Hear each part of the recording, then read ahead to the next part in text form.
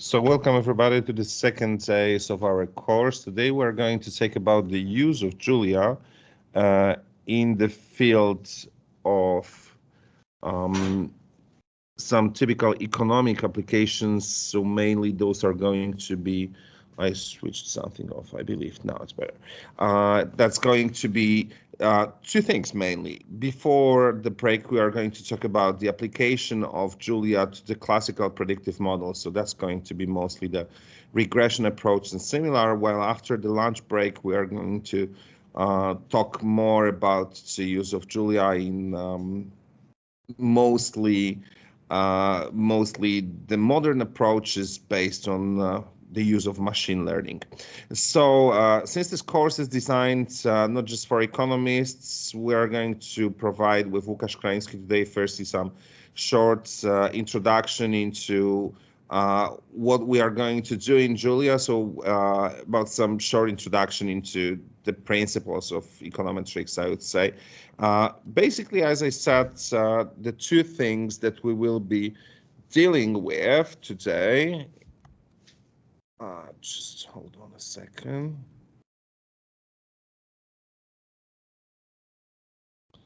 Okay, just there's an issue with this. Yeah, it doesn't want to cooperate for some reason. All right, there, thank you. We're going to talk about, as I said, two issues. So that's going to be classic econometrics versus machine learning. Those who are econometricians or big data analysts know the difference. For those who do not, basically the main question is, why do we do econometrics at all? So there are mainly two issues. We either use it in order to forecast some things, some phenomena, or to identify the existing relations.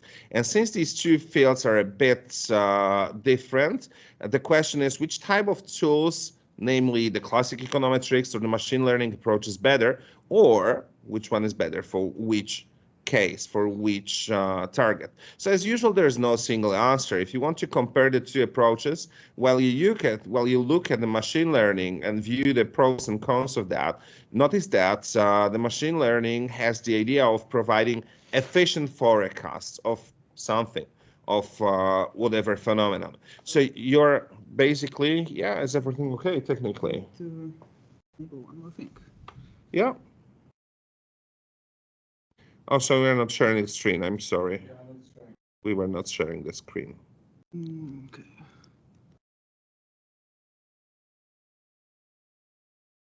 Should start. Yeah, just here. We're sharing screen. Okay. I'm sorry, guys. I didn't notice that. My colleague on chat has noticed that. So basically, while we use machine learning approach, the idea is to provide some efficient forecasts. We do not want to identify the relations, though. We do not want to identify causality. We do not care about why something happening.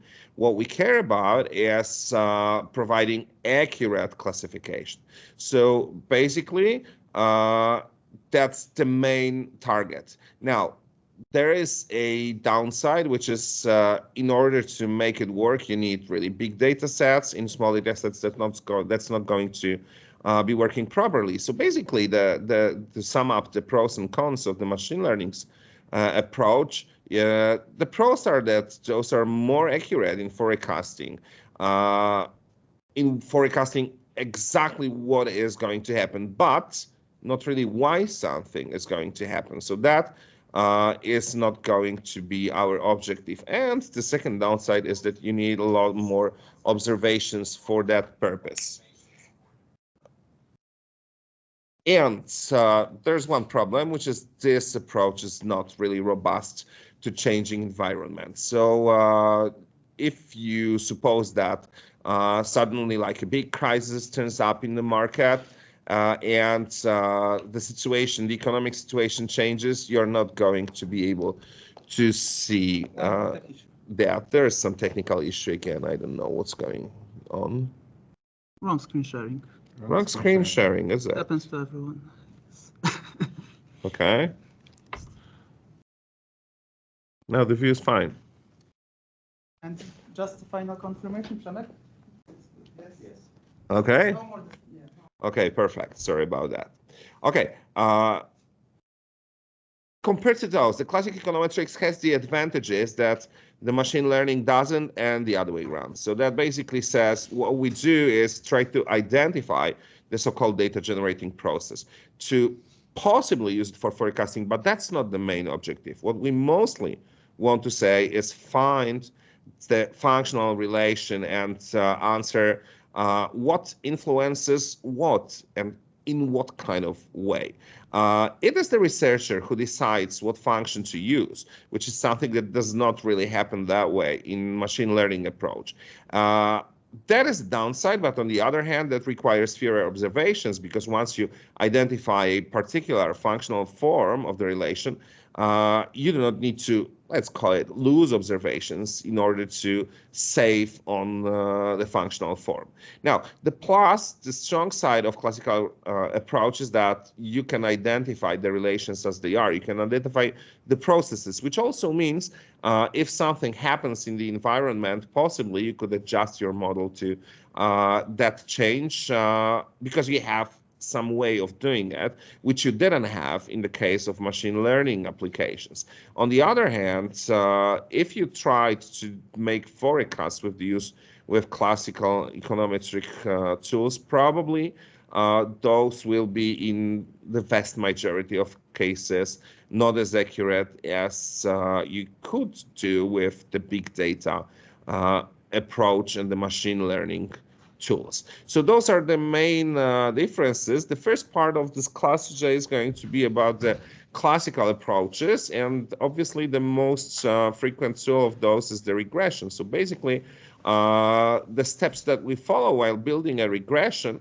and the idea of that is that you want to identify, firstly, what actually you are going to explain. The first thing is that you need to identify what is going to be the so-called dependent variable, something explained with your model, and what the process that defines its behavior is. So we call it usually the DGP, which comes from the data generating process.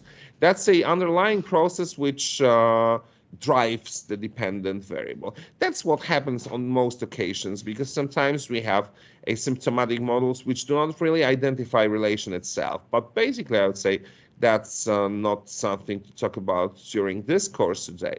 So once we identify the process itself, we decide about the functional form that links the variables of interest. And we need to gather some data, as always, to identify the relation which we assumed in the data set treated as some sample. Once we have that, we try to identify the parameters of the pre-assumed function in that sample, and then we say, okay, these are supposed to be the estimates of those parameters in the whole population from which the sample comes. So these are basically the steps that we follow while making the regression. Now, there's a number of assumptions which we have to make, unfortunately. So that's the biggest downside of that classical approach. Those refer to mostly the error term, which is going to come up in a second. And just a few words about those, but not really very many, but that's a definitely problematic side. So let's start firstly with an example. Assume you want to explain prices of a real estate, and obviously, firstly, as following the steps which you saw, firstly, we need to think about the process itself. Now, what do the prices depend on? Well, probably the first thing is the size of the real estate. Let's assume that that's the only factor that determines the price. And yes, of course, that's not the only factor, but this was supposed to be the simplest example, so that's why we're starting with just one factor. We'll assume that the function that links the two, the size and the price, is linear. Now, again, of course, it doesn't have to be. But again, in a simple example, we start with a linear function, which says the price is a linear function of size. And as you can see, we have the price expressed as a linear function of size via two parameters, beta 0 and beta 1, but there's something else, which is denoted as epsilon. Now, that's so-called error term. We now make a number of assumptions regarding that. For the time being, it's going to be enough to state that the main of those is that the expected value of the error term is 0, which means sometimes the price is actually higher than it would be determined just by the size itself. Sometimes the price is lower, but on average, the difference in the long run between the price, which is based on the size of the real estate, and the true price, on average, this difference is going to be 0. So the expected value of the difference between the true price and the price predicted basing on size is 0. That's what it says. Now, how do we get the beta 0 and beta 1, which is the key thing, which will make this work, because without those, this model is just like a theoretical construct.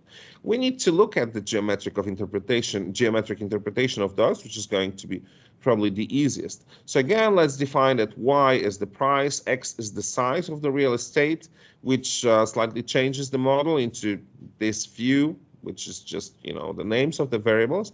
And recall that we are assuming that the epsilon has the expected value of 0. So let's assume for a second that it's not just its expected value is 0, but that the error is 0 itself, which means like we are not making mistakes, to make the long story short.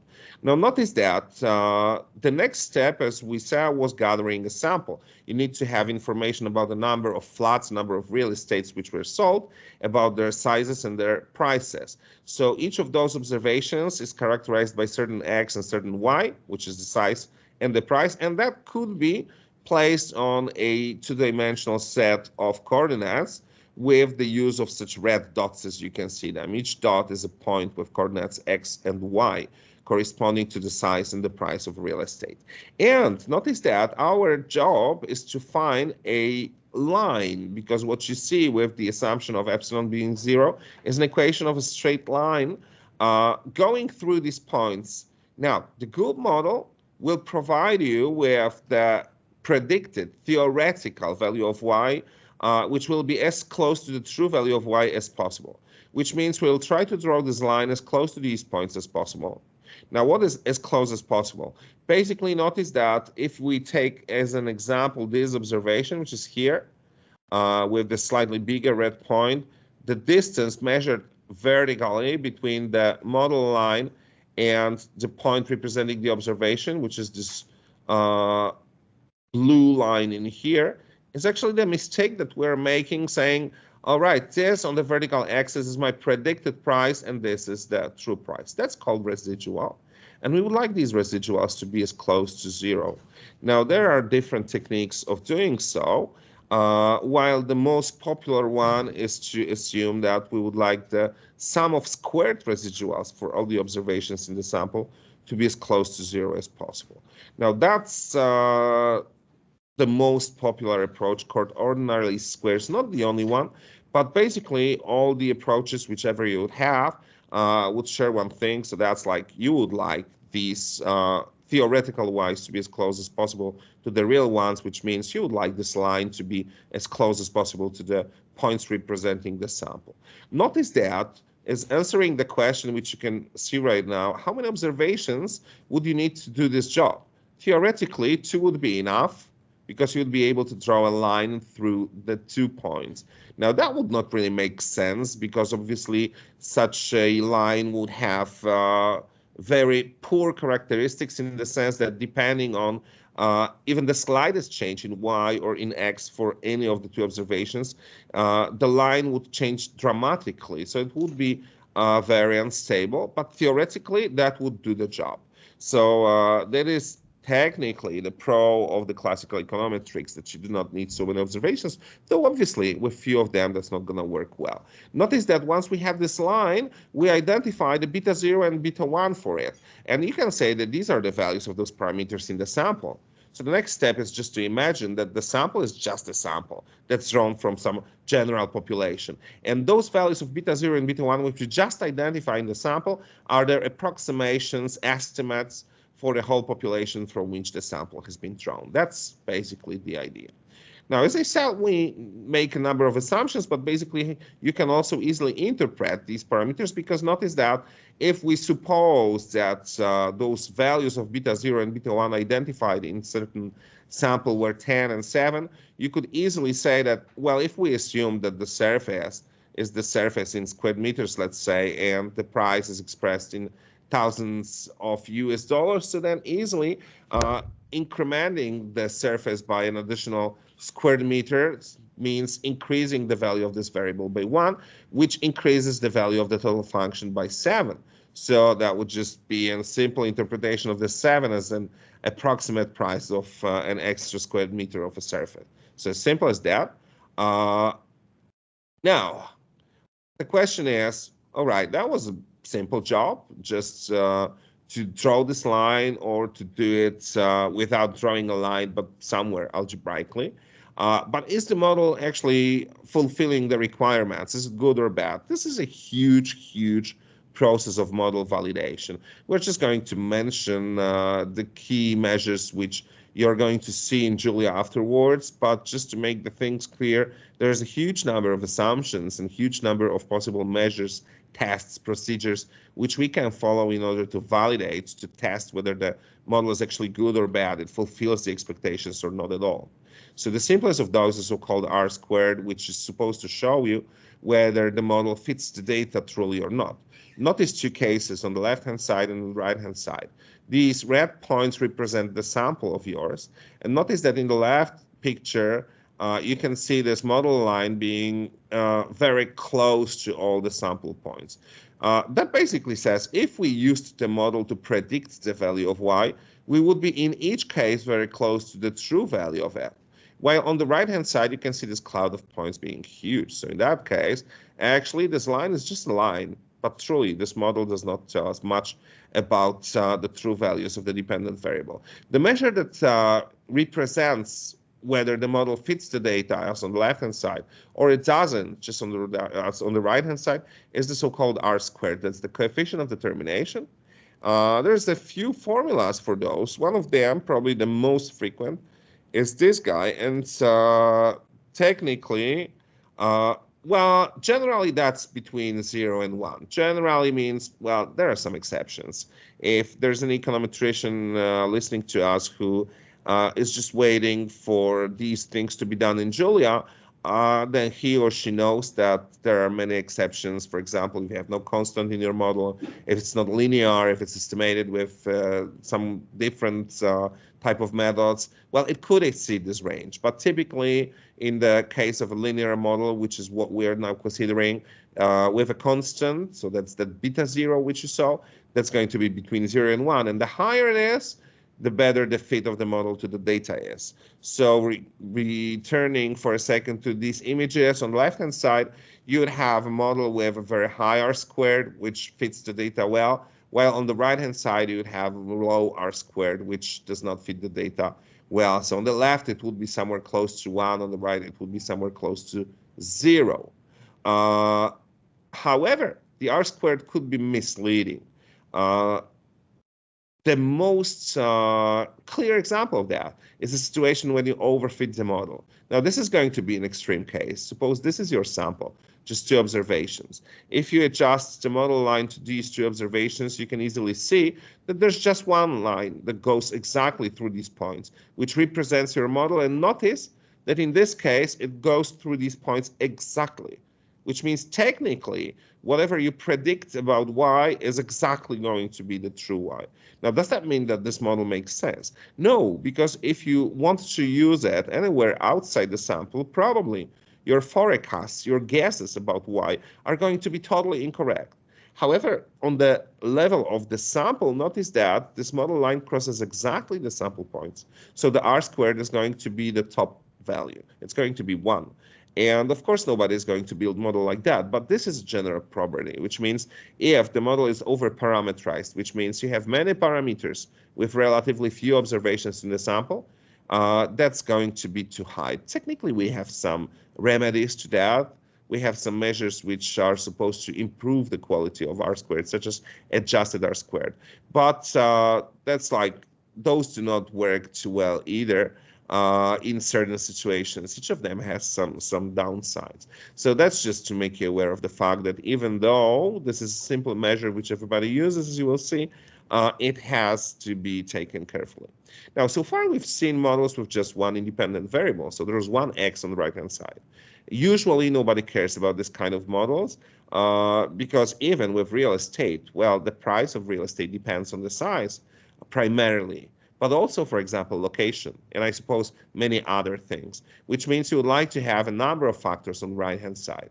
Is that possible? Well, the answer is obviously yes, and we were just using the example with one independent variable for one reason, namely because we could draw it in a graph, as you can see it right now, because we have two dimensions. One is the dependent variable, that's y, and one is the independent variable, that's x. If we had more x's, we wouldn't be able to draw it, but we still would be able to do the thing algebraically.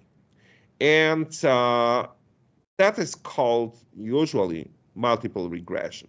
An example of that, well, the formula firstly, that's what your multiple regression would look like if we assumed linear relation between x's and y, and if we had many x's, possibly any number between 1 and infinity, as long as it's finite. Although, in order to make it identifiable, you need to have the number of parameters which you are estimating, so the number of betas, not higher than the number of observations in the sample, of course. So actually, technically, we are restricted by the sample size in here. Although, again, it's like it doesn't make sense to build an over-parameterized model, so that would say few observations in the sample and many so-called regressors. Those are these x's on the right-hand side. Although, there was a guy, or there is a guy, I should say, called Robert Altman.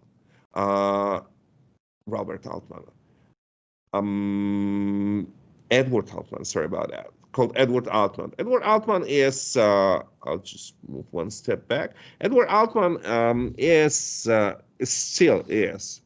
He's retired right now, but probably still working very actively scientifically, although his most active times were like 30, 40 years ago. He was the first guy to build a model which allowed for some credit scoring in business.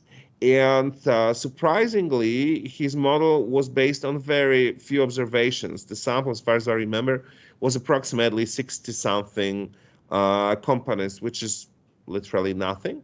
And still, his model was used for many years. Nowadays, there's a lot of criticism of that. People say, well, like, we can do better. Well, yeah, but the guy did it 60 years ago. Let's notice that. And he didn't have such a chance as we do now to have many observations. So he said, let us build a model which will discriminate between the good and the bad risks. That was published in the Journal of Finance, in case somebody wants to find out, September 68, so some time ago. And he used the regressors, as you can see in here, this model form, in order to estimate the scoring of particular entities and decide whether they should be granted loans or not, to make the loans, the long story short. Now, as I said, 60-something observations to construct such a model. So that's a big wow, and it worked, really. Was he lucky? I would say he was just a very good economist, but at the same time, he was a bit lucky with such a low number of observations. So that's one of the famous applications. Now, how do we do it? With more than one regressor. With one regressor, you could see it geometrically. With more, well, we use a method which I briefly introduced, that's called ordinary least squares, or OLS in brief, which is supposed to minimize the sum of those squared residuals. Those were those vertical lines between the data points and the model line in the two-dimensional case. And how do we do it? Well, basically, notice that we, of course, need to have a sample. We, of course, need to identify some method, as I said in this case, ordinary least squares, which identifies some loss function which we will be minimizing. In this case, it's that sum of squared residuals. And basically, the process of estimation is based on finding such estimates that, in the case of OLS, minimize the sum of squared residuals, which, unfortunately, is subject to a number of assumptions in order to follow. So I'm just providing those, but I'm not going to discuss those as it's going to take ages. Notice that one of them is the one that you heard about already, that the expected value of the errors equals 0. So that's the most natural one. And under these assumptions, we can construct the so-called estimator of ordinary square, which is the function that provides the estimates of the parameters given the sample. So if we had the situation which you saw in previous slides with just one regressor, we could, without even drawing the thing, show that the beta 1 should be given by this formula, while beta 0 should be given by this formula. Notice that the input are the values of x's and y's in the sample. And in the case of more than one regressor, that's a bit more complicated. We would need to construct a matrix with the values of the particular regressors in the subsequent columns and cases in subsequent rows. The same with the vector of the dependent variable, and the formula would be this. Now the question is, how do we know it?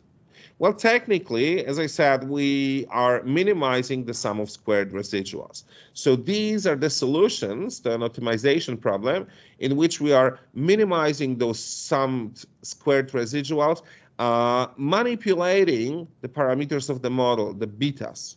So these provide you such betas with which the value of the sum of squared residuals will be minimal. Of course, you need to take a derivative, solve an equation with the derivative being equal to 0 and stuff like that. But that's just the final solution. And that's the solution that the software that Julia is one of applies. And if we do that, we can show statistically that, well, afterwards, those in-sample parameters are the estimates of the whole beta population parameters. However, these are just the estimates. So that says these are subject to error.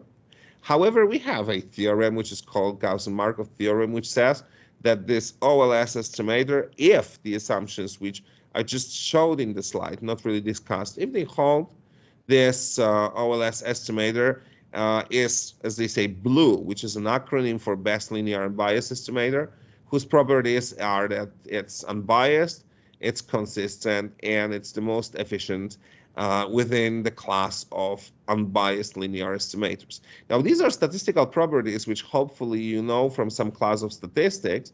All in all, those are based on the expected value of the estimator being equal to the true value of parameters, well, basically saying that as your sample increases, your estimator's value is getting closer and closer to the true values of parameters. I'm simplifying it a bit. And last but not least, that the errors of estimation are the lowest possible if we apply the linear unbiased estimator. So that says you couldn't find any other unbiased linear estimator which would have lower estimation errors if the assumptions hold. Now, that basically also says there are some errors. This is an abbreviation for so-called standard error of the estimator. We'll come back to it actually right now. Now, notice that the difference between the true value and the estimated value of the parameters exists. You are only identifying the values of parameter in certain sample, and nobody can guarantee that in the whole population, the true value of the parameters are just equal to your estimates, which means possibly your estimates are subject to some estimation error. We use the concept of standard error, and here we go. Suppose that we construct the model of the real estate price as you saw it. Additionally, I'll include the distance from the city center as an additional regressor measured in something like kilometers, miles, whatever. And now notice that the estimate of beta 1, so the value of parameter which we would catch in a sample, is not essentially going to be exactly equal to the true value of beta 1 in the general process, in the whole population. So what the software provides, skipping the formula itself, is called standard error of estimate of the estimate of the parameter. And that shows the average inaccuracy of parameter estimates, which says if the standard error was supposedly 5, that would mean, well, I'm providing some estimate of beta 1. However, at the same time, I accept that on average, the value that I'm providing could differ from the true value of the parameter by about 5. That does not mean that the error that I'm making cannot be any bigger than that. It can be. That's the average inaccuracy. Now, how do we compute that? We'll skip the formula in here. What matters is to observe that the assumptions which you saw, especially those referring to the error term, are essential for the formula to hold. Of course, sometimes they do not. So we have ways of coping with that in econometrics. That's not subject of this class. We use so-called robust standard errors, but that's doable. Today, we just assume that the assumptions hold, simply that. Now, another thing that we usually check for in the model which we are building is the issue of significance of regressors. So you heard about the coefficient of determination as a measure of models fit. You heard about errors, standard errors of estimation as a measure or as measures actually of inaccuracy of parameter estimates. Now, significance of regressors is the following story. Now, the concept of statistical significance works this way. Suppose you construct the following model. Now, that's very similar to what you saw already. It's the price of real estate as a function of size of the real estate, but additionally, I decided to include the age of the owner. Now, the age of the owner is a variable which makes no sense in here. It doesn't influence the value of the real estate. However, it's quantifiable, so you can include that in the model as an additional variable if you just have the data. So supposedly I did so.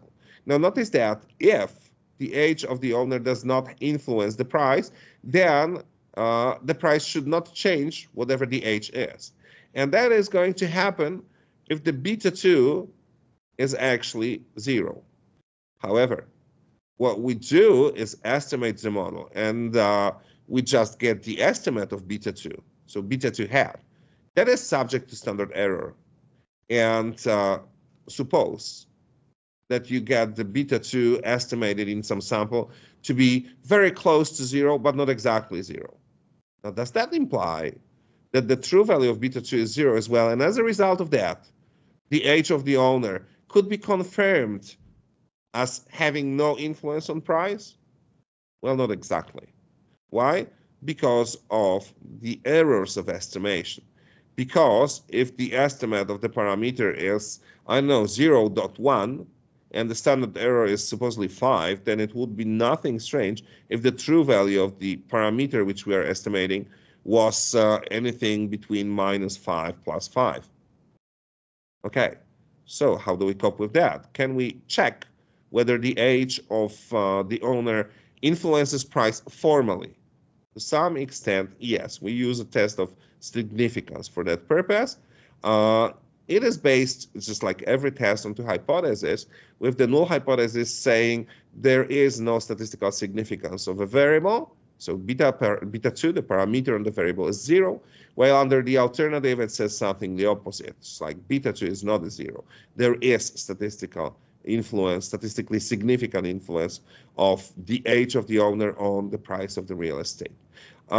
It can be shown, although it's not straightforward, so we are just skipping the derivation, that if the null hypothesis was true, so if there was no significance of the age of the owner, such a construct, so the ratio of the estimate of the parameter to the standard error, is distributed T with the degrees of freedom equal to n minus k plus 1, where n is the sample size and k is the number of regressors.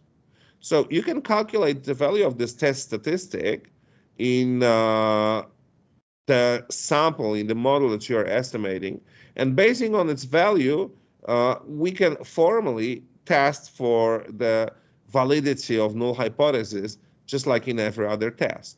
Because if the null hypothesis was true, then the T star would be distributed T with n minus k plus 1 degrees of freedom.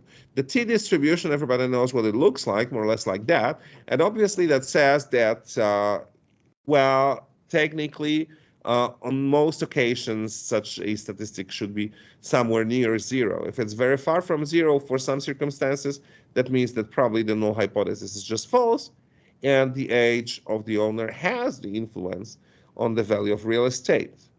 Now, there is an assumption underneath for the t distribution of this expression, as you can see in the slide, which is that the error should be distributed normally. Now, let's assume that we have sufficiently big sample. And if we do, we all know that there exists a central limit theorem. And basically, we do not really have to worry very much about normality, which is obviously informal, but that's the way it works more or less in this case. So, as I said, if the null hypothesis was true, the t statistic computed as a t star in the previous slide should be somewhere near zero. The question is, what's near zero? Well, that's just like in every statistical test. We need to find the critical values, and we reject the null hypothesis if the value of the statistic is in the critical region, which is marked in green in the slide, as you can see it. That's the way that people would do it in the old times. Nowadays, what we would use is the p-value for the test. So I assume that everybody had some basics of statistics and heard about the p-value, but if not, my colleague is going to follow with that a little bit later afterwards. There's one more thing which is worth noticing because it's based on those errors as well as those t statistics, which is the confidence intervals. Now, we said that the estimates of the parameters are not essentially equal to the true values of parameters. So that was the difference between the estimates and the betas in the whole population. Also, we said that this difference is to some extent explained by errors. Like if the standard errors are higher, that means that probably these inaccuracies, these differences between the sample parameters and true parameters are going to be higher, while if those standard errors are lower, then our estimates in sample are more accurate. But one way or another, we cannot guarantee that parameter sample, so our estimate, is exactly equal to the true parameter in the whole population. So what we can do, apart from these point estimates, which we've been talking about so far, we can provide so-called confidence intervals. And those are like ranges within which the parameters are kept. And for those ranges, we provide certain, well, let's call it guarantee. Formally, that's called confidence. So we will use the same property as before, that the t star could be defined by this formula, as you can see, and these ranges, the confidence intervals for the particular parameters, are defined typically by the point estimate, which is here in the middle, and we either subtract on the one hand side or add on the other hand side the standard error multiplied by the value of t statistic with n minus k plus 1 degrees of freedom for the level of significance alpha divided by 2. Now, the range that you construct this way has a very important interpretation, because notice that it depends on the level of significance which you preassumed. If you subtract the level of significance from 1, you get something called confidence. So if you assume significance of 5%, then you get 1 minus 5%, that's 95% confidence. And if you construct this range with the 95% confidence, that's as if you said the range that I'm providing with 95% guarantee covers the true value of the unknown parameter. So we're not just claiming that it's, well, the approximate point value of the parameter that I'm providing as the estimate of beta, but additionally, I'm claiming, oh, I give you the range for which I give a particular guarantee. Of course, you can manipulate the alpha, the significance, which is directly transmitted into confidence. Well, if you provide the confidence interval with 95% confidence, which is probably the standard, it is going to have certain size. However, if you accepted lower confidence, so lower guarantee for the coverage of the true parameters, for example, 90% confidence, then the size of the confidence interval would be smaller. And on the other hand, if you wanted 99% guarantee, the size would be bigger. So that's always a compromise. Now, as I said, typically it's 95%. Why? Well, because there was a guy called Fisher who provided that like 100 years ago, 97, if I remember correctly, years ago. And everybody believes that. In some sciences, people do not even imagine that you could use a different level of significance than 5%. Well, actually you could, but that's kind of a standard. So unless you define it otherwise, probably everybody is going to assume that 5% is what you're using. Is that all? Of course not. Now, we've been talking about linear regression all the way through. It doesn't have to be linear. Imagine that you are talking about the relation between some, I don't know, age of a person and the income that you are getting. Typically, the relation between the age and the income is not linear. In some range, it's logarithmic usually, and afterwards, once people retire, it's actually going down. So some people would use, and it's quite frequent, the second order polynomial, like a squared function, to model the relation between the age and wages. So non-linearities. Different data types. Well, we just talked about real type variables. However, what if you wanted to explain a variable which is always a dummy, like will a person pay back the loan, yes or no? So you have a dummy variable as your dependent variable. Again, linear regression is not going to work. There is a lot of other procedures which we didn't mention in the validation process. And also, we have a number of different estimation techniques which we apply if the main assumptions do not hold. Finally, we are just talking about relation between X and Y. People often associate it with causality, but it's a bit too prompt. In order to prove causality, we would need to do a number of other steps. We would need to take a number of other steps.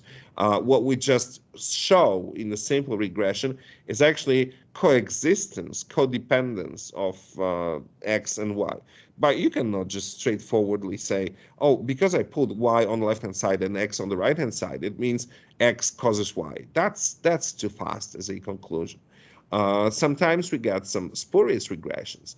You get apparently strong relation, but actually that's just a coincidence. Can you recognize that, or can we identify the factors that cause it, and so on and so forth? So there's a number of other procedures that we follow, and a number of problems that we face. But that was just like a very short introduction in order to introduce the things that my colleague is now going to show how to do with Julia. So that's all on my side, and just please give us 2 seconds. Łukasz is going to follow. We'll make a switch. So yeah, just I think we'll stop sharing for a second because I will need to actually move to the screen sharing that was before, and I will need the okay, so I will make it maybe a little bigger here. Okay. So yeah, we'll need Julia and Jupyter Notebook. So I am in the MIT 2024 folder, which contains the repository, and actually the drill is as yesterday. So I will just load, sorry, iJulia, and launch the notebook with the notebook comments.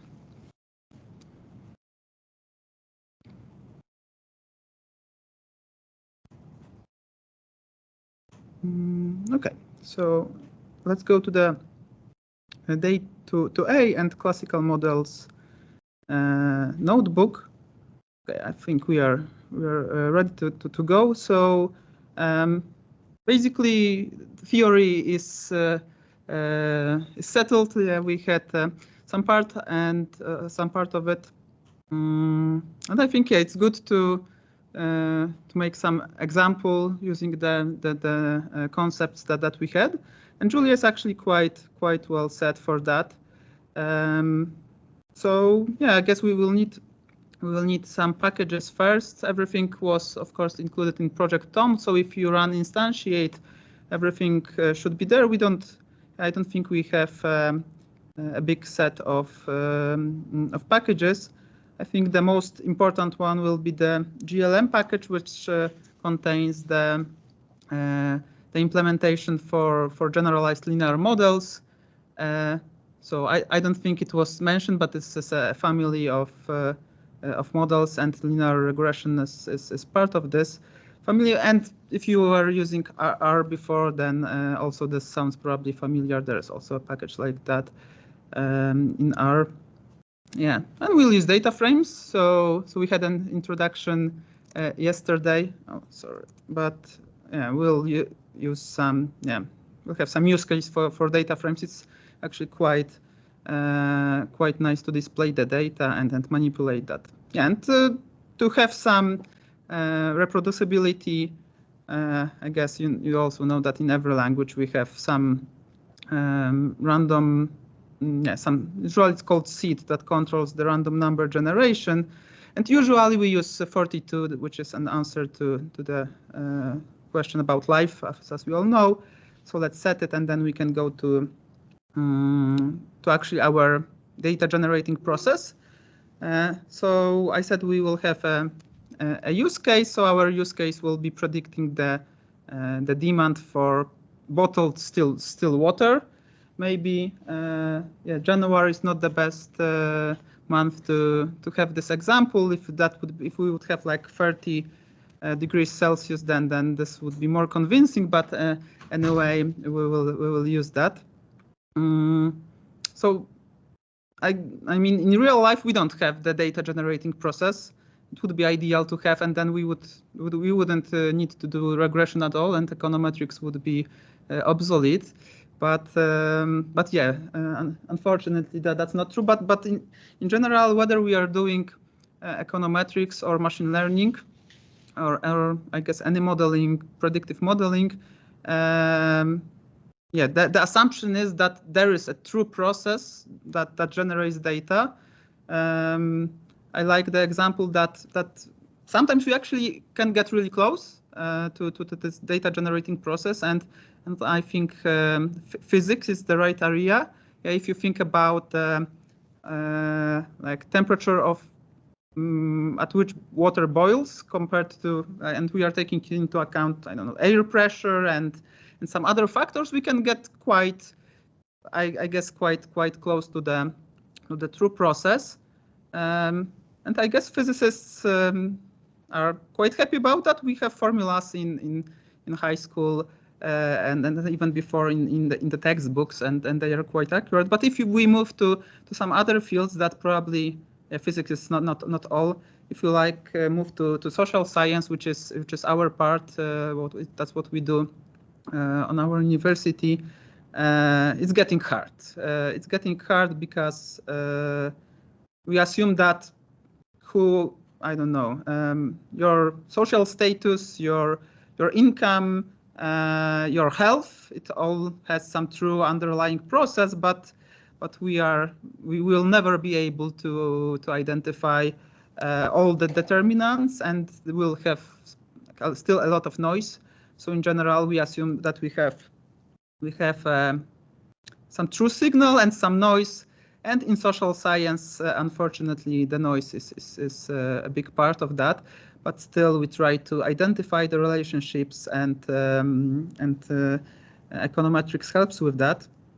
So I guess if we, yeah, so I would say physics, social sciences are on two sides. But if we have some business problems, like how many bottles of still water we want to sell, maybe there we can find something that explains it well. And actually, we had R squared in the theory part, so we'll see how much we can explain in our process. Okay, so let's move to the setup. So yeah, actually, we assume that the demand for our bottled still water depends on the price and the temperature. So I guess if you think about price, it's quite obvious that higher price, less demand. You don't want to buy pricey water. I guess, yeah, if you buy water in the airplane, you don't buy as much as in the just 7-Eleven or a convenience shop. So this will be a negative relation. But also let's include temperature. So the idea is, okay, yeah, again, January doesn't work well for that because I think there is not much difference between -10 and -5 degrees when it comes to demand because water is not as needed. So maybe it's not a linear relationship, but when it's like 25 degrees Celsius and we are going to 30 degrees Celsius, I think then the demand will increase and the number of bottles sold will increase. So temperature, yeah, we have beta 2 for temperature. We have beta 1 for the price of the bottle. We have some constant which is always there. And also we want to make an assumption that price depends on the temperature. So the process generating our target variable, the demand, is one thing, but we can also correlate or we can just make sub processes for each variable. And let's say that when temperature increases, also the price increase then. So we'll have this correlation, and there is also a third variable, independent variable, rainfall. So it's not influencing the demand. We want to test if our econometric model is catching the insignificance of this variable. But yeah, it's a weekly average of rainfall. It's correlated positively with temperature. So I guess we can discuss this, but yeah, I think we checked the weather before we came here, and I think on Saturday you had a quite high temperature and a storm. So I would say it may be valid that rainfall increase with the temperature, but in the end it will not influence the demand. So we basically want to catch this in our model. We will include in the regression, but we want to actually see beta equal to 0 for this one. We also have, yeah, we are applying noise on every regressor. So there are different level of noise. If you look here, so we will use the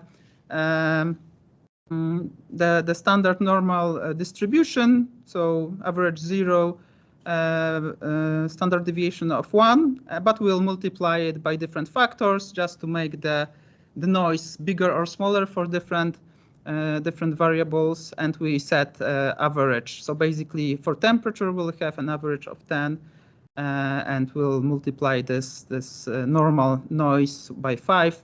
So I don't think this is crucial for our example, but we basically have a noise. We have the signal part.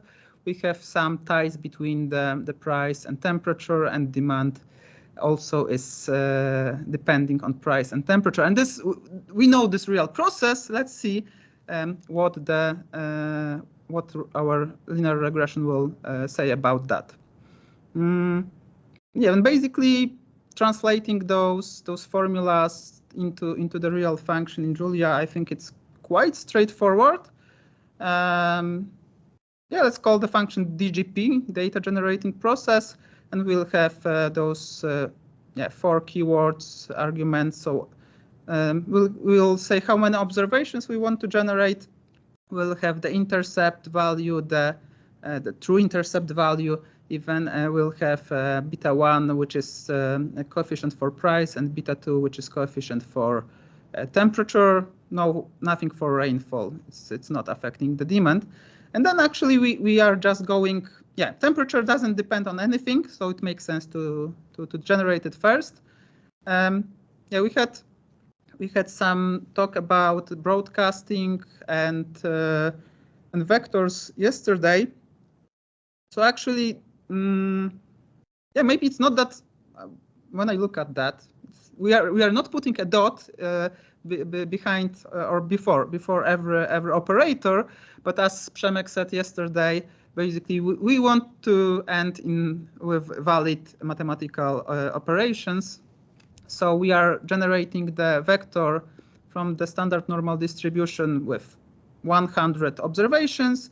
Multiplying vector is totally valid, and then we can't. Yeah, we are not adding a scalar to a vector. We are using dot operator to broadcast this number 10 into a vector, and then I think going through every line is not needed. But basically, whenever we need a vector out of a scalar, we are adding this dot, and whole data generating process actually ends in the those 4 lines. And we can even use the this lower index with the Unicode. So I think it's quite convenient, and I guess that's why also mathematicians like this language. In the end, we want to put all the data in the data frame, so there is a convenient constructor where we can put each vector as a keyword argument, and it will be named as we name the variables. So let's generate something out of that. The default number of observations is 100, a little more than Altman had, but still not much. So I guess inspecting the data is not really what we need to do, but just notice that for rainfall, this you can't have a negative rainfall. So so we are capping this at 0. Yeah, looks we have a data we can use for our regression. Let's check how those regressors and our target variables target variable is actually how they like relate to each other, and like using plots is one way to do so. So we'll have a lot of in short, we'll have a lot of histograms that will resemble the normal distribution. But yeah, for temperature, you can see it's maybe not that. Yeah, it's not like a smooth normal distribution, but in the end, this should be normal distribution. If we increase number of observations, this would get much smoother. We can inspect every variable, but basically this is just a check if this is what we expected. So also I would expect the average, which is 10, to be somewhere in the middle. So that's actually the case. Maybe more interesting is the like some scatter plots. So scatter plots are quite good at helping to identify the relations. So so here we have a price and temperature. Yeah, so actually we'll have 2 sets of those. So maybe let's group them together. So here we have temperature on x-axis, and we have price and rainfall. So as we established, increasing temperature will increase the price. We can see that. Yeah, I think this resembles those plots were with R² on the during the presentation. So I would say there is a significant correlation here. When we compare temperature and rainfall, it's weaker for sure. So we established that temperature increases the rainfall. Yes, this way, but it's a milder relation. And yeah, usually when we are looking on scatter plots, either we want to put a linear regression estimate there, but also we are probably interested in the correlation. So temperature and price, it's 0.73. With rainfall and temperature, we have with rainfall and temperature 0.6. So actually, it's quite big, and everything is working as we designed it to. that's fine. Okay, but then actually, usually we are more interested about our target variable and the relation with the regressors. So yeah, if we are spotting something non-linear, then we may be in trouble with linear regression. And as it was said at the end of the presentation, there are some extensions of linear regression, and we have basically, yeah, everyone is focusing on non-linearity and models that can handle that. But if we look here, is there, okay, so just another scatter plot, but is there something surprising? Maybe that's, I think, or everything seems fine. So temperature, increase the demand, that's what we want. Rainfall, yeah, just like a little blob that capped at 0. So yeah, I guess there is not much relation here. But actually, with price and demand, I think this may be interesting, because our coefficient for price, where we had our coefficient for price is actually -1. So this should be a negative correlation. But also remember that price increase with temperature, and temperature affects the demand. So it's not that obvious. So in the end, I would say the plots they make sense. And if we check the correlation, yeah, actually it confirms that there's a low slight correlation of price and demand, and it's positive. But this is this hidden effect of temperature, and yeah, the other two. Actually, rainfall also has a positive correlation, which should be closer to 0. But let's see if the correlation is one thing that give us some notion. But we will actually use linear regression to estimate the coefficients, and they don't need to match with the. I mean, the conclusions from regression, they don't need to match with coefficients, because we have those hidden relations, and there are other factors like even the random part, the random element which was multiplied and scaled basically. Okay, so we had something I would call EDA, like exploratory data analysis. We explored data that we basically designed. So maybe let's call it a sanity check. But now let's go to the linear regression with the OLS estimator. The fun part, I mean, everything is fun here, but I think in Julia it's quite fun with linear regression for sure, that we can implement our own linear regression in one line, and that's the line. So we can use this.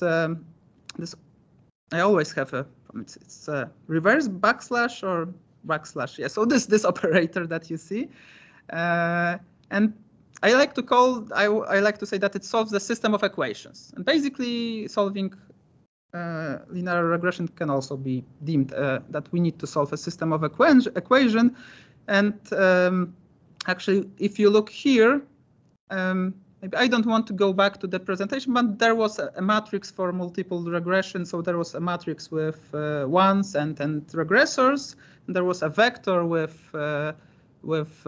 values of our target variable, and that's basically this, but in Julia. And we want to solve the system of equations. So we want to search for betas, which are not, let's say, explicitly shown here, but we have a data X. We have just a vector of ones, and we have our target variable, and we want to find the betas. And we are using the shorthand notation for defining the function. So it's a truly one-liner. And what we need to do to find the betas, actually this another line. So we are passing our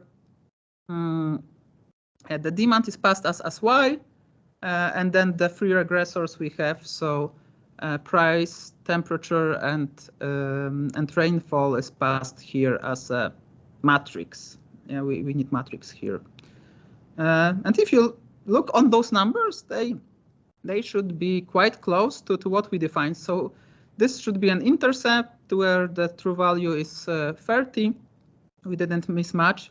That's beta 1, beta beta 1, beta 2, and beta 3. So this is for rainfall, which we didn't put in the data generating process, but in regression you can put anything in the formula. Yeah, so this we are doing regression already, and those numbers are quite close. Maybe -1 and -0.8. It's not that close, but 0.25, 0.24. For sure, we did something right, and then that's basically the estimates for the linear regression. But yeah, let's try to use implementation that someone else did for us. And I mean, okay, we get an estimate, but probably we want to get more, like p-values, standard errors, or maybe confidence intervals. So we would need actually, in one line wouldn't be sufficient for that. So we can use, for that case, we can use the GLM package implementation.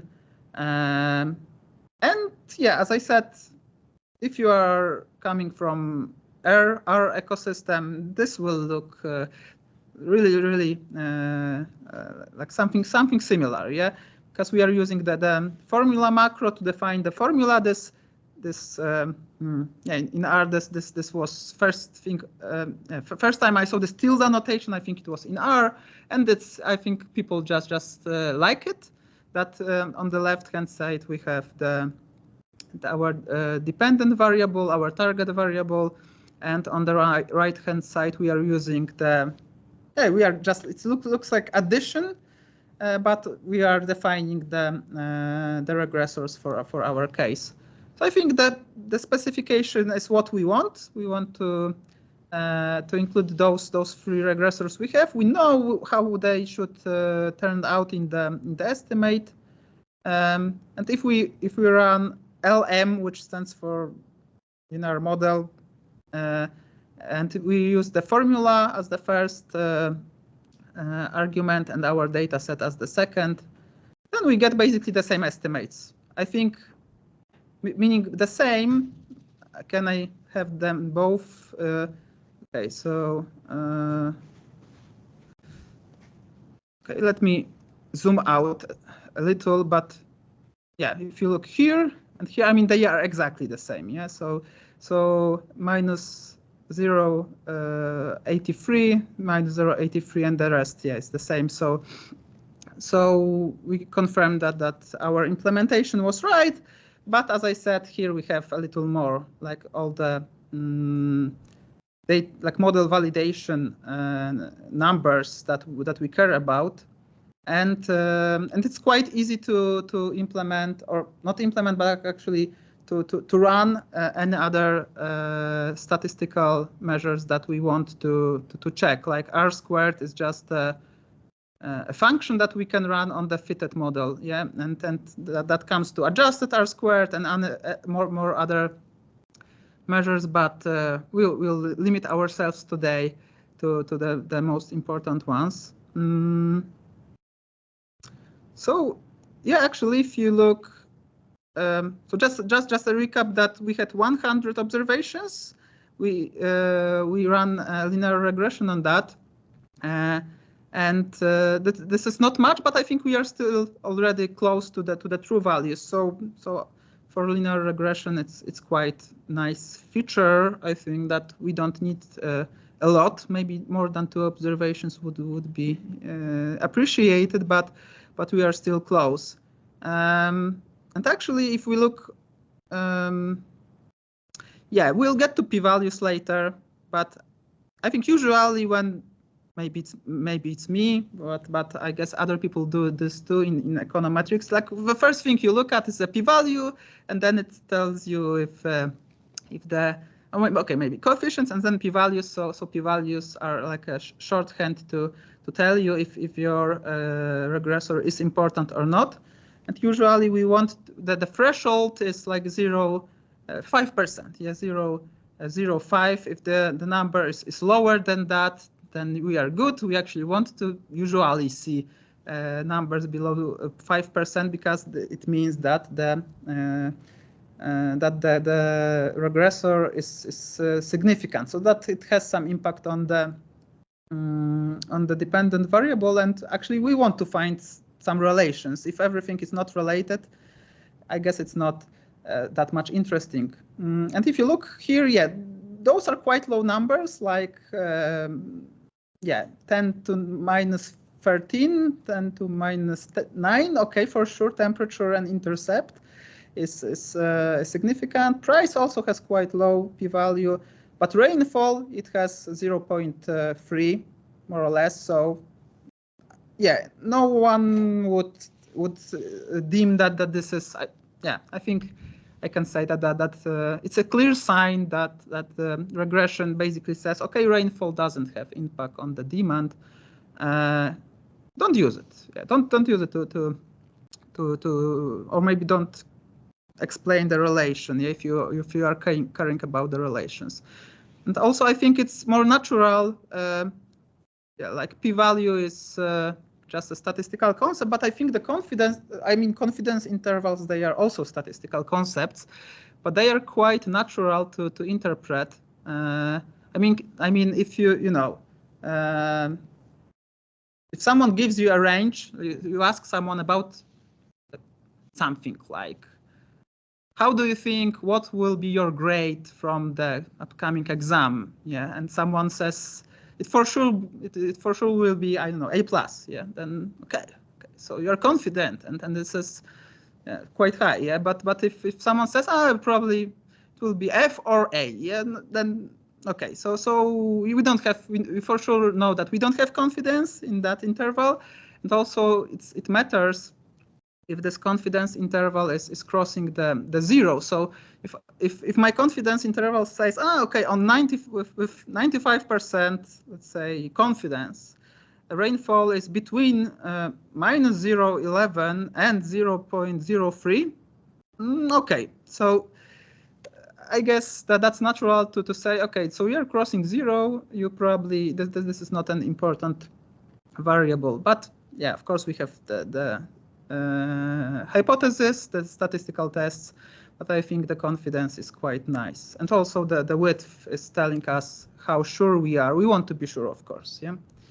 But also coming back to the question we had, I think at the beginning, so how much we explain our demand. As I said, we want to have as accurate models as we can. But if we have a lot of noise, actually we put a lot of noise in our data generating process, then we will expect R² to be quite low. So I can interpret it as 37%. Let's say that's 37% of model or data variability is explained by the model. And of course, it's just a maybe easier way to think about it. Let's say the exact interpretation, maybe it would be tied to the presentation and the formulas that are there. But basically, I would say, yeah, maybe we could do better. Yeah, we could explain more, but for sure this model is not useless. We just have a lot of noise, and we know the data generating process. And as I said, then depending on what like area of domain you are working, maybe domain is the right word. That in physics I would expect something closer to 1 or much closer, and yeah.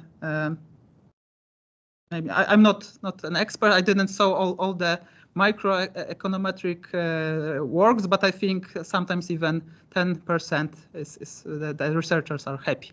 So social science is depending on what you do, but sometimes 10% is good. Okay, so let's actually try something. Let's try extracting the values that are closer to our true estimate, to our true data generating process. And can we do that? Actually, having the true process generating data is like a candy shop. We can do, we can do a lot with that. And actually, I'm aiming to proof that we had those unbiased property. We have a few other properties for sure. I want to prove or like prove them in the sense with the data we have that they are holding for our linear regressions. And how can we do that? So basically, if we have the function giving us the data, and we can control how many observations we have, and we can generate multiple samples from that, then basically the word simulation is, I guess, what we need. And even it will be a Monte Carlo simulation. I guess, yeah, that's a nice name, Monte Carlo simulation. In general, I usually, when I hear simulation, I assume this is Monte Carlo. It basically means that we have some variability in our simulation process that we have. It's stochastic, yes. So we need to generate it, like to follow the process multiple times, and then probably we will aggregate the results and we'll look on some mean or median values.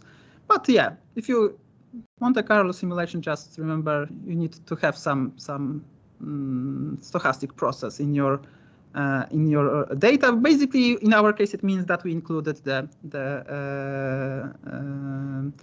standard normal distribution. Yeah, that's that we are sampling from the standard normal distribution.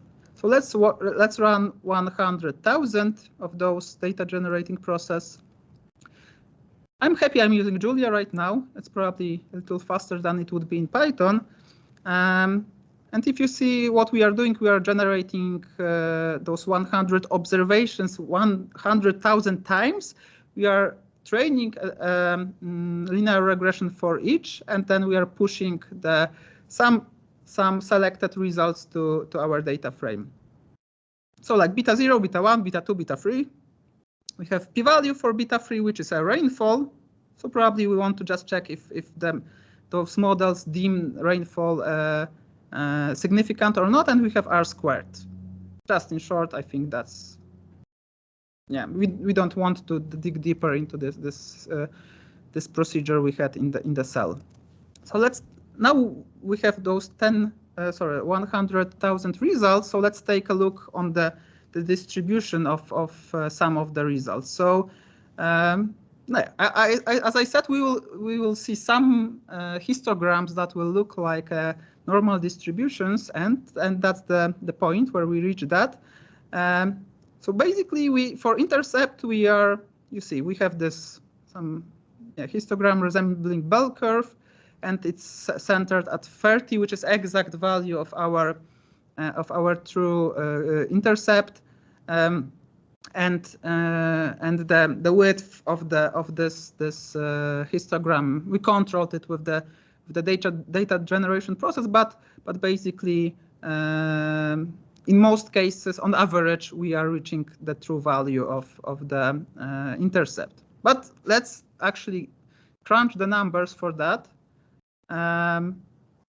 Maybe I will not focus on the details of what functions I am using, but basically we can get the coefficients for our linear regressions with coef table function.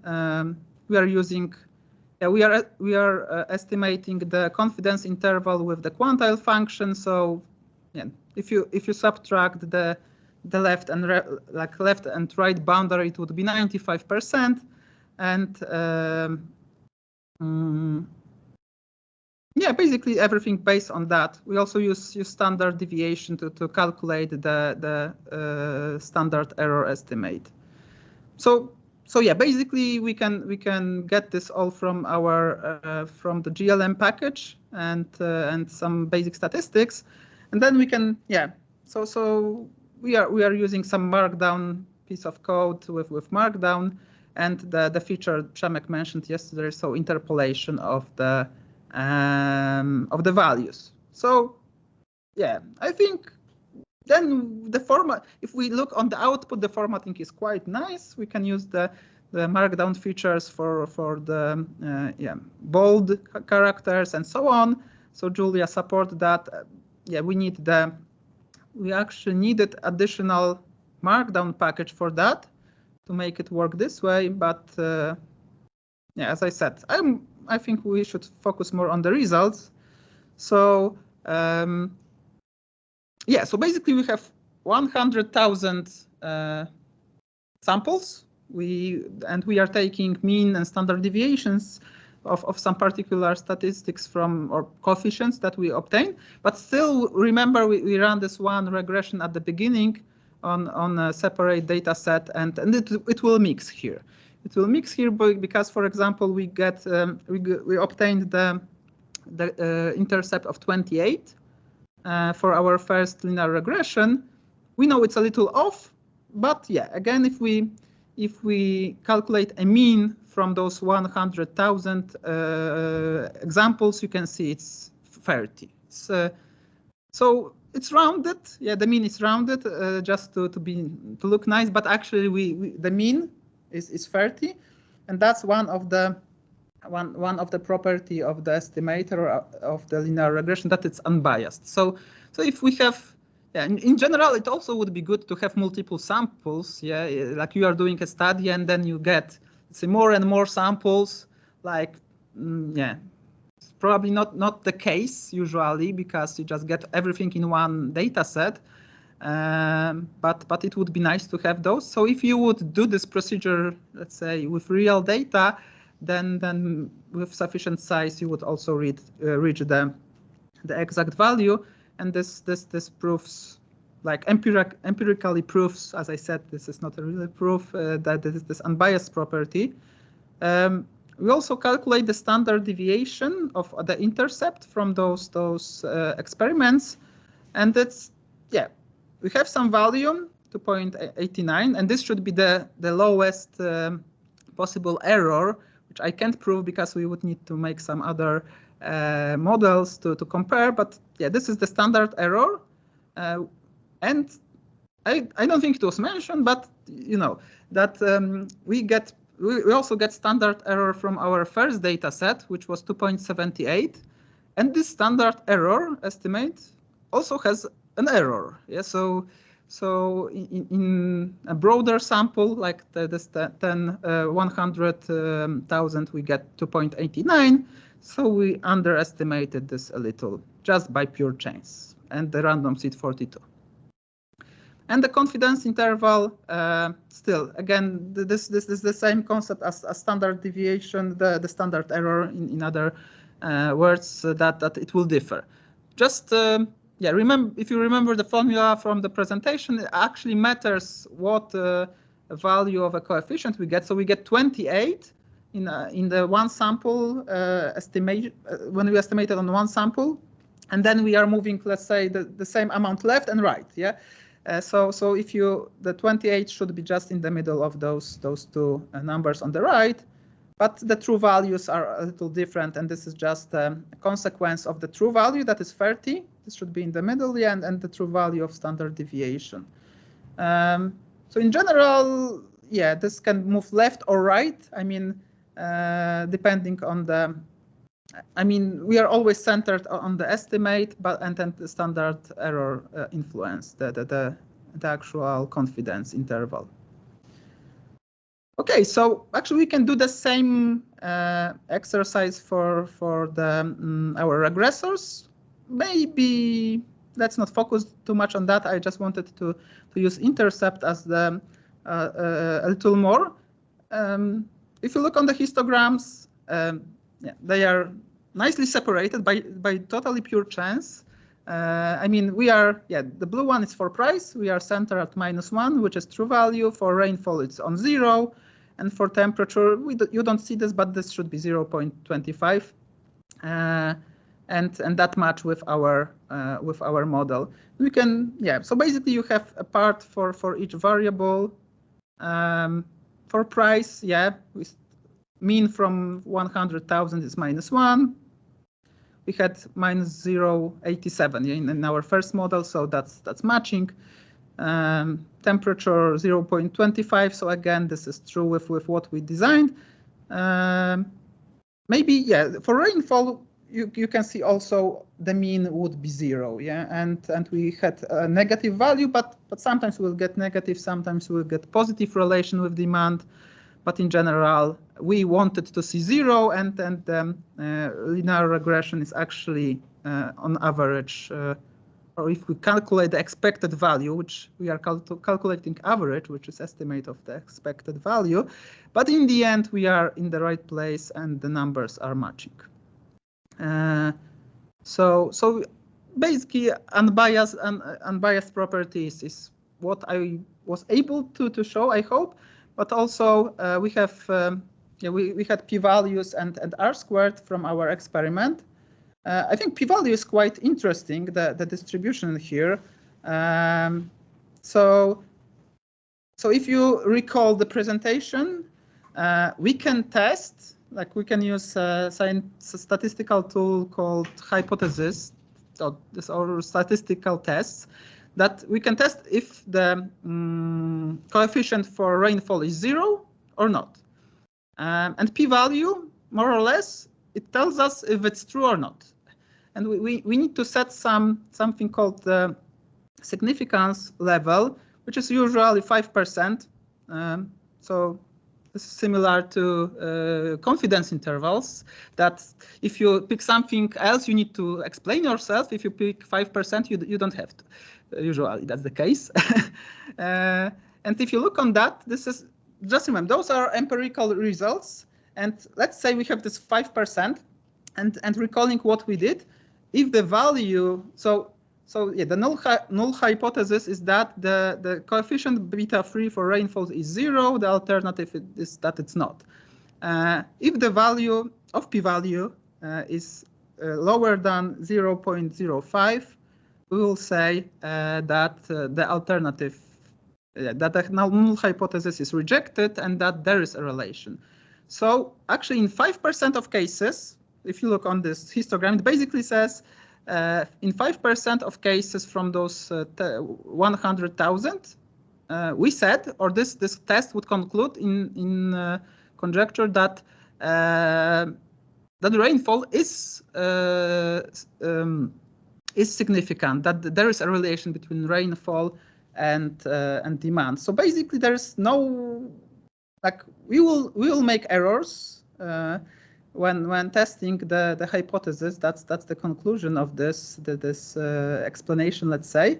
And our data set, this bold number is calculated that in 4.9, almost 5% of times we did the simulation, we were wrong.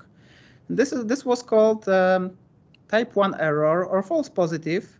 So we rejected the true null hypothesis. We know it's true because we just set the parameter to 0, or just we don't include it in data generating process.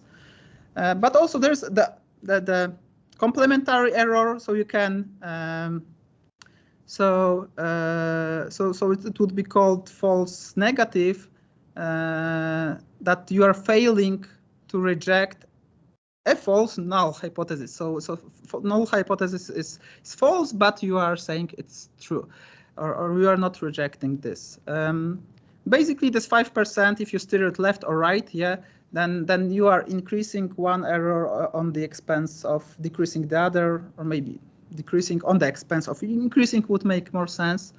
It's a little like a bias variance trade-off in machine learning, so there are a lot of parallels with econometrics, but yeah, basically we should keep this in mind. And also there's a lot of articles and let's say research about that. If you have smaller data, the one error will be higher than the other. Maybe you should adjust that. So for bigger data, we could go with smaller significance level, with smaller data. Yeah, depends on also what you need. I just wanted to show that is just inevitable. We just prove that we make a mistake 5% of time in our data. Okay, so we have r², and that's basically the same comparison. Maybe I don't want to focus on this that much, but let's move to the last topic. Also, I think we are at time, so just let me go through this really quickly, because the design of the data was not done by accident. And there is something called, which was not mentioned in the presentation, but there's an issue that we are omitting the correlated variable. So a problem with omitted correlated variable in the specification. Basically, we have it's about temperature. We have temperature affecting the demand, and we have temperature affecting the price. If those two conditions are met, so that a regressor is correlated, or it's affecting other regressor, so it's correlated variable, and it's also influencing the target variable that we have. Then omitting this variable, so temperature in this case, would be bad. Why would be bad? Because we would have a wrong estimate for price. And I just want to show you how wrong the estimate would be. Let's say we want to predict demand with just price. So we are omitting temperature and rainfall. Rainfall is not that important because it's not related to demand. Let's run our estimate for linear regression. And price has a coefficient of 0.32. And our if I hope you recall what was the true value. So the true value was -1, and now we have 0.32. So that's a big leap from -1 to 0.32. Let's just do a quick check with the Monte Carlo simulation. What would be the average coefficient and how much it will differ from our true value? So yeah, I hope if you look on this estimate of beta 1, you can see it's centered at 0.25, and the p-values are no longer for this case for price with this omitted variable. In most cases, we say the variable is significant, so p-value is there's much more p-values closer to 0. But I think the biggest outcome is that what's the bias? So the bias is difference between true value of the parameter. We know this, it's -1, and the mean or the estimate from our data generating process. So you see it's 1.25. So from -1, we are actually moving to the average of 0.25. And this is quite big, considering that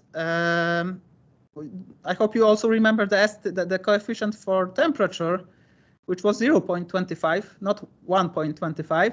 But actually, the bias is affected by both the value of the omitted, the coefficient of the omitted variable, so this 0.25, and the strength of relation between the regressor we include, which is correlated, and this omitted regressor. So they are actually quite strongly related, and this just multiplied itself into 1.25. And it's said in the text here, so I don't want to go through that. I think that's it for the first part. If you have any questions, I think that's the right time to go. I will just check also the chat. Okay, so screen sharing, I hope it was good after the first few problems. Okay, there are no questions on the chat. Okay, so I think we can close the first part because we are 5 minutes after what was planned. Let's also start 5 minutes later. So we'll start at 1:05. Yeah, 1:05. Yeah, and we'll move to machine learning topics, which is related but not exact. Yeah. So I will stop sharing and stop the recording for now. We will come back 1:05. Thank you.